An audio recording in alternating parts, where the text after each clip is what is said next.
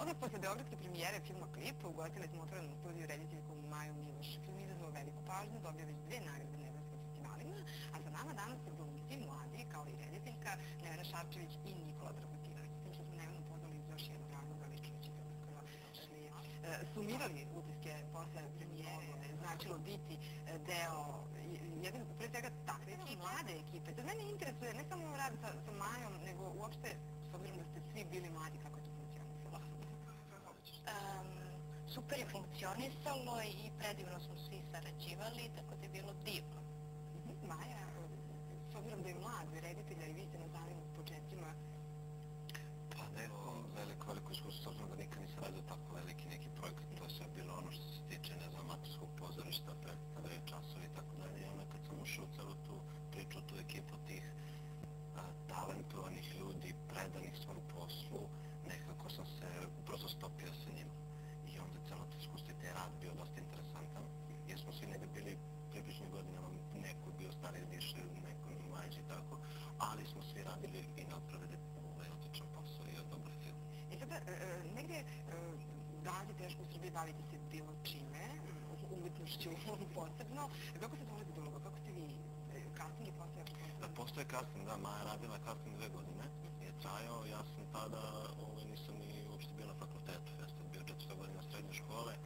Bio sam u omladinskom pozorištu Dadovi, tamo su došli djevojka koja radila casting sa snimateljim kamerom i tamo smo snimili čas prosto. I posle nekog vremena oni su se javili meni kao da dođeš ponovo na kao casting u taj duže krug. Ja došao, rekli su mi šta treba da spredim, kako šta ja došao, bio sam mi tako bilo sluđeno, zbunjeno, ništa, ali sam i taj krug prošao i postao sam zvali rekli, kao dobrodošao, tu si s nama, Šoni i tako.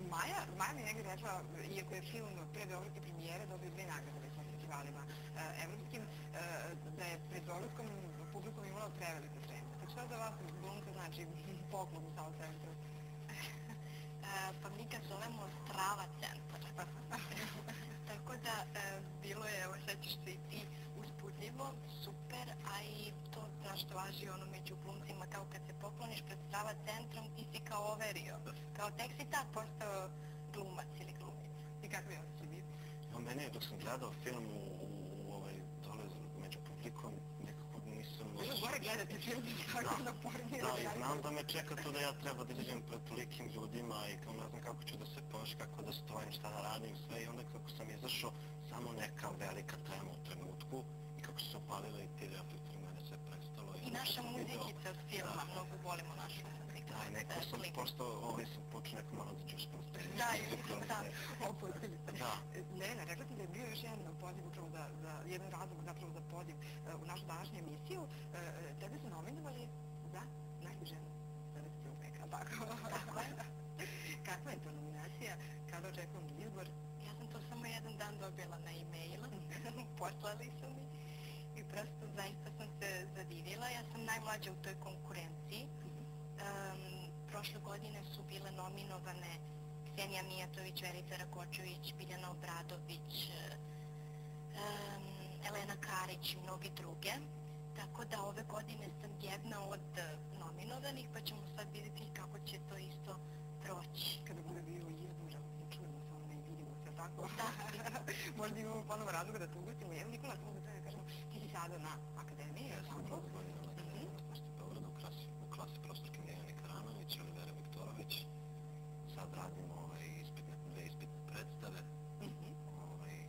koje će biti, nadamo se, u junu, datum, ništa ne znam, šumi sad smo tim probama. Tako da i tu je rad isto odlični smo u punom gasu kod tome. Ništa, mnogo sreće u daljnjem radu, sutra ćete na beogradski sindikat. Verovatno. Ja obožavam. Mene zavisi od probe. Ali u svakom slučaju, zagrevanje za sutrašnji koncert u Beogradskog sindikata u Beogradskoj areni.